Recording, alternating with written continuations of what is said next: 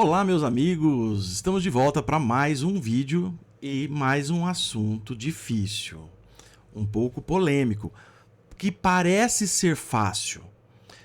Precisamos guardar o sábado? Ora, parece ser fácil. Se você é de religião X, sim. Se você é de religião Y, não. Mas veja, a Bíblia é uma só. E se eu te perguntasse, você precisa guardar os 10 mandamentos? Não cobiçar a mulher do próximo, não furtarás, não falarás o nome em vão. Todos falariam, não matarás. Todos falariam, ok. Mas no mesmos 10 mandamentos está lá: lembra-te do sábado para santificá-lo e guardá-lo, porque Deus trabalhou, fez o mundo em 6 dias e descansou um. Então a resposta não é tão simples assim. Fica até o final do vídeo que você vai entender e acredito que vou ajudá-lo a compreender melhor essa situação e a lidar melhor com essa situação com outros irmãos de outras denominações. Ok? Meu nome é Luiz Fernando Cordeiro, eu sou teólogo, advogado, professor. E se você gosta do assunto, se inscreve no canal, aciona o sininho, deixa o seu like, comenta, faça perguntas, né? Ajude o canal e a palavra de Deus a ir adiante, né? Ajuda a fazer o ID, tá joia? Sem maiores delongas, vamos aqui para o texto. O texto básico nosso é Êxodo capítulo 20. Eu peguei aqui a NVI, que eu acho que é uma versão internacional, né? Utilizada praticamente no mundo todo. E dos 10 mandamentos, eu separei aquele que nos importa, né? Os outros vocês, a maioria sabe, não matarás, não furtarás, né? Então vamos pegar aqui a questão do sábado. Então o versículo 8 do capítulo 20 diz: lembra-te do dia de sábado para santificá-lo. Trabalharás 6 dias e nele farás todo o seu trabalho. Mas o 7º dia é o sábado dedicado ao Senhor teu Deus. Nesse dia não farás nenhum trabalho, nem tu nem seus filhos ou filhas, nem teus servos ou servas, nem seus animais, nem os estrangeiros que morarem em tuas cidades. Pois em 6 dias o Senhor fez os céus e a terra, o mar e tudo que nele existe, mas no 7º dia descansou. Portanto, o Senhor abençoou o 7º dia e o santificou. Então, se você acredita que é o que eles falam, né? Ora, se você acha que deve ser cumprido os 10 mandamentos, por que você pula a questão do sábado? Mas eu vou inverter um pouquinho a pergunta para fins didáticos. Não estou aqui querendo ofender ninguém, é minha opinião, né? Espero tentar somente acrescentar, somente esclarecer e ajudar, tá? Não estou aqui, não sou o senhor da verdade, longe de mim, tá? Eu quero só passar o conhecimento que adquiri. Mas eu vou perguntar para vocês o seguinte, realmente, mas e os outros 603? Porque são 613 mandamentos, não são só os 10. Pouca gente sabe disso. São 613. Então, aí eu digo assim, tudo bem, mas e os outros? Aí eu peguei um exemplo aqui no mesmo capítulo de Êxodo 20, que é o versículo 24, diz assim: faça-me um altar de terra e nele... Então, pergunto, você vê alguém fazendo altar aí de terra? Se você continuar lendo depois, fala que tipo de pedras, né, que devem ser utilizadas. Você tem visto alguém fazer altares? Outra coisa, e nele sacrifiquem-me os seus holocaustos e suas ofertas de comunhão, as suas ovelhas e seus bois. Ora, pelo menos no Brasil, né, e nem mesmo em Israel, a gente tem visto esses sacrifícios, não é? E não são só esses. Como eu falei para vocês, eu peguei aqui, né? Porque esse está no mesmo capítulo, né? Capítulo do Êxodo 20, dos 10 mandamentos. Então, Paulo mesmo fala, olha, se você descumprir você descumpriu toda a lei. Se você descumpriu um mandamento, você descumpriu toda. Então, ou faz tudo ou não faz nada. Né? Então, você vê que a coisa não é tão fácil assim, né? Vou falar só dos 10 mandamentos, né? Aí eu quero trazer alguns pensamentos para vocês com relação à finalidade. Vou usar um pouquinho de hermenêutica aqui, coisa de professor universitário, né? Usar um pouquinho de hermenêutica e de finalidade, né? qual é a finalidade da norma? O que a norma quis atingir? Quando eu falo norma, estou falando lei, né? Então eu pergunto para os irmãos o seguinte, para vocês pensarem: o que era ou é para Deus e o que é ou era para os homens? Como assim? Deixa eu perguntar assim para vocês. Por exemplo, na lei mosaica está dizendo que você não pode comer camarão, não é? Por que isso ofenderia Deus? Pensa comigo. Por que isso seria algo, né? Se foi Deus que fez o camarão. Lembra-te de Pedro, da visão que Pedro teve os animais num lençol e Deus falou assim: Pedro, mata e come. Ele falou: Senhor, jamais comeria um animal impuro. Aí o que Deus respondeu? Tudo que eu fiz é puro. Então o camarão também é puro. E por que não pode comer? Né? Outro exemplo, por que não pode comer carne de porco? Por que não podia tocar em mortos? Por que Deus se ofenderia em tocar em mortos? Em doentes? Né? Se tivesse uma lepra?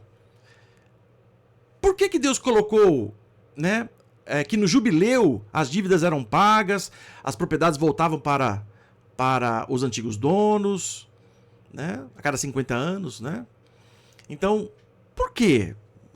Há uma discussão de 50 e 70, né? Não vou entrar nesse detalhe. Mas o que Deus ganha com isso? Né? Porque quando você fala assim, não profanarás o nome de Deus em vão, eu entendo que realmente é a questão pessoal de Deus. Né? Não terás outros deuses além de ti, porque Deus é um Deus zeloso, não é verdade? Agora, a questão do sábado, a questão das comidas.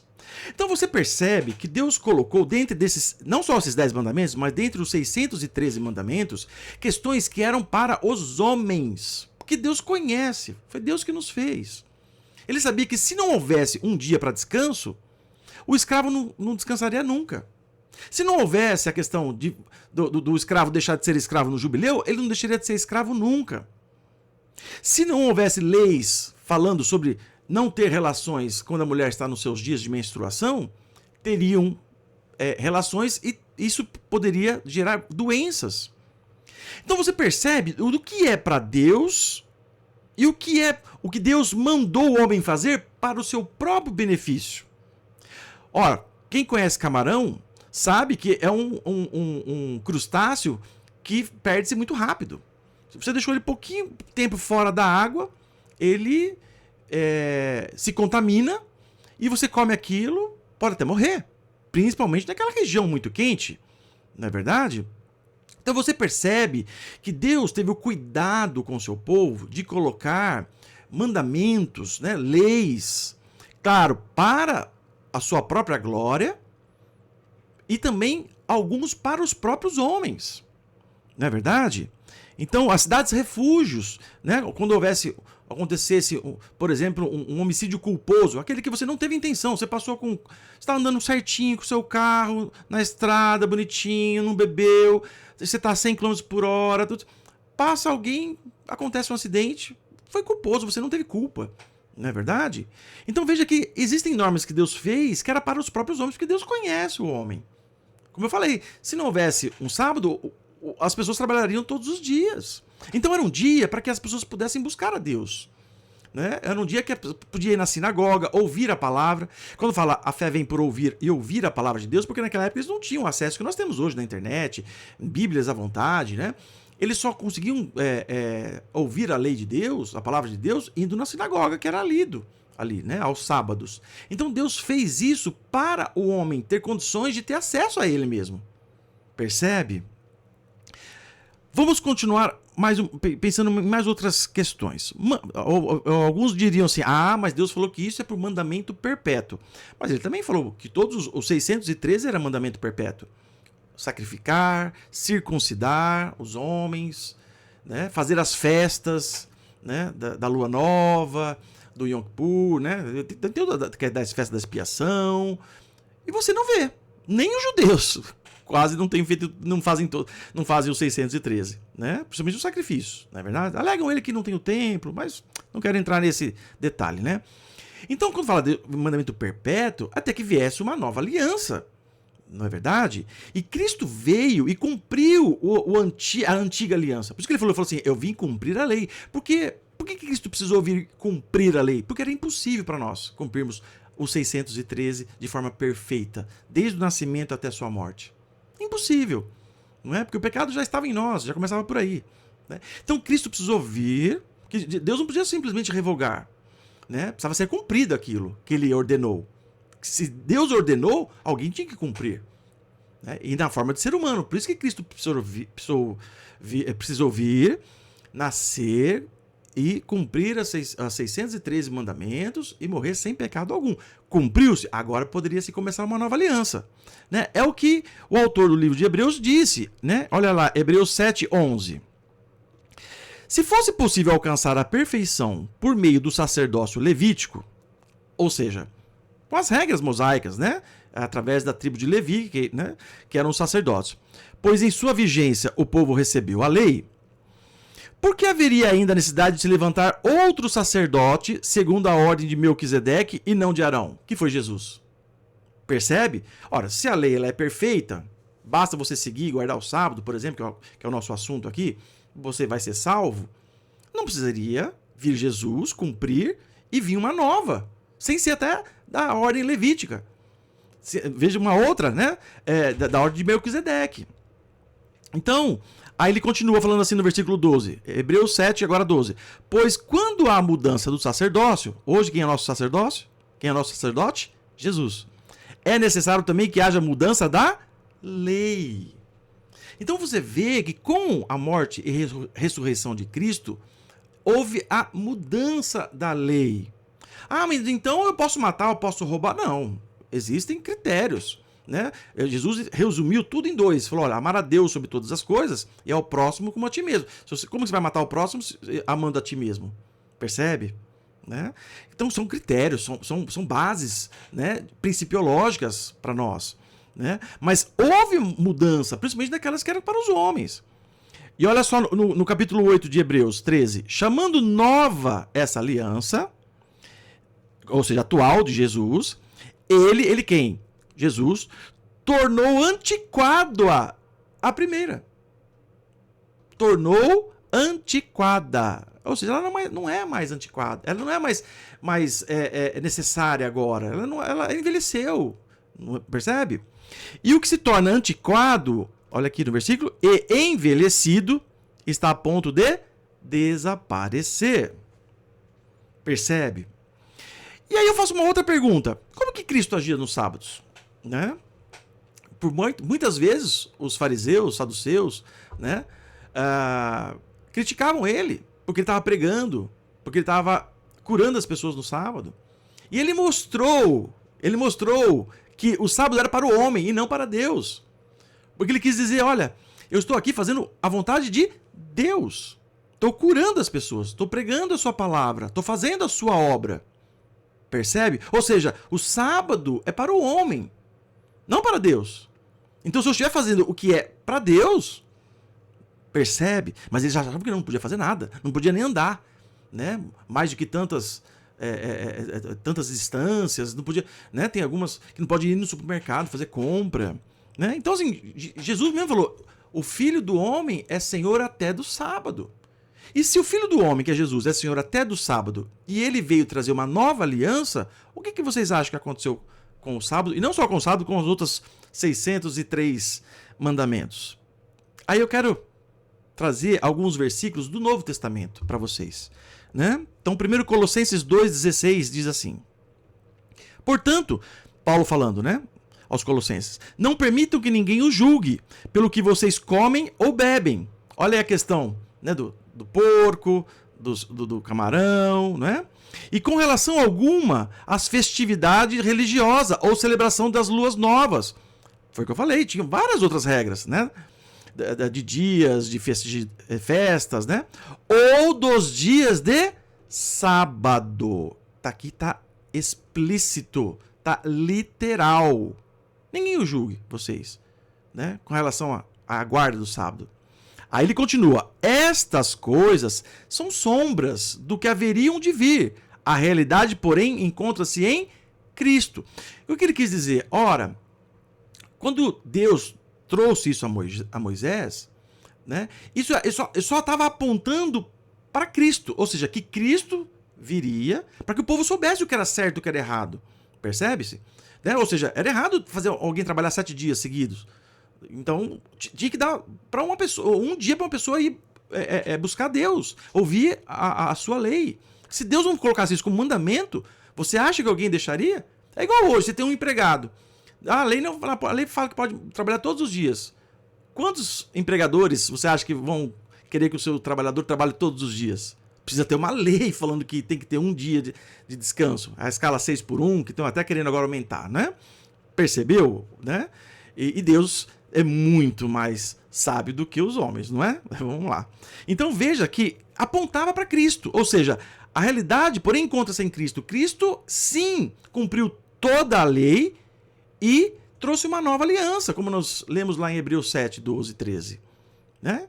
Olha que Paulo falou aos Gálatas 4:10. Vocês estão observando dias especiais, meses, ocasiões especiais e anos? Jubileu, festas, sábado. O que ele fala aos Gálatas? Temo que os meus esforços para vocês, ou para com vocês, tenha sido inútil. Cristo veio trazer uma liberdade. E vocês querem voltar à escravidão da lei? Percebe-se? Olha o que Paulo disse aos Efésios 2:13. Mas agora, em Cristo Jesus, vocês que antes estavam longe, foram aproximados mediante o sangue de Cristo, pois ele é a nossa paz, o qual de ambos fez um e destruiu a barreira e o muro de inimizade. Olha agora o principal. Anulando no seu corpo a lei dos mandamentos, expressas em ordenanças. Aqui está explícito, está expresso. Anulando em seu corpo a lei dos mandamentos, expresso em ordenanças. Eu fiz aqui uma observação, né? Lembra do Paulo repreendendo Pedro, porque Pedro, quando estava com os irmãos, que não eram advindos, né, do sistema judeu, agia na liberdade que Cristo proporcionou, nos trouxe. Mas quando estava com os irmãos que vinham da circuncisão, que eram judeus, agia como judeu. Aí Paulo fala, você que é judeu, né, não vive como judeu, por que você quer forçar outros a viverem como judeu? Percebe? Né? Eu só lembrei dessa passagem. Então eu quero concluir com o que Romanos, né, Paulo escrevendo aos Romanos, ele coloca, e eu vou fazer uma opinião ao final. Então, Romanos 14:4 diz assim: quem é você para julgar o servo alheio? É para o seu senhor que ele está de pé ou cai, e ficará de pé, pois o Senhor é capaz de o sustentar. A quem considere um dia mais sagrado do que o outro, olha aí, o sábado. Há quem considere iguais todos os dias. Cada um deve estar plenamente convicto em sua própria mente. Aquele que considera um dia como especial para o Senhor, assim o faz. Ele quer dizer, faz pelo Senhor. Aquele que come carne, come para o Senhor, pois dá graças a Deus. E aquele que se abstém da carne, para o Senhor se abstém e dá graças a Deus. Pois nenhum de nós vive apenas para si e nenhum de nós morre apenas para si. O que ele está querendo dizer aqui? Olha, se você acha que está fazendo um bem, guardando o sábado, tudo bem. Você faz para o Senhor. Guarda o sábado para o Senhor. Pega esse dia aí, procure não trabalhar, vá ler a Bíblia, vá orar. Amém. Glória a Deus pela sua vida, meu irmão. Glória a Deus. Faça isso, né? Busque. Pega um dia aí especial para... né? Separe esse dia para você adorar a Deus. Faça para o Senhor. Não porque é uma regra da lei ou da instituição que você segue, da igreja que você... Não, faça para o Senhor. Se você acha que é isso... Agora, não julgue quem não faz. Porque quem não faz também não o faz para o Senhor. Porque vive na liberdade que Deus... entendeu que Cristo trouxe essa liberdade. Mas também não o julgue. E você que também usufrui dessa liberdade, não julgue aquele que faz. Porque ele faz para o Senhor. Quem é você para julgá-lo? Percebe? Então, Aí ele continua assim, né? Falando aqui: se vivemos, vivemos para o Senhor. E se morremos, morremos para o Senhor. Assim, quer vivamos, quer morramos, pertencemos ao Senhor. Por essa razão, Cristo morreu e voltou a viver para ser Senhor dos vivos e dos mortos. Né? E aí eu concluo dizendo o seguinte: Jesus é digno de todos os dias, meus irmãos. Todos os dias, não é só no sábado. Que você deve lembrar, como diz lá em Êxodo 20, do Senhor. Né? O nosso Senhor é Cristo. Ele é digno de todas as segundas, todas as terças, todas as quartas, todas as quintas, todas as sextas, todos os sábados, todos os domingos. Tem uns que guardam o domingo. Jesus é dono de todos os dias.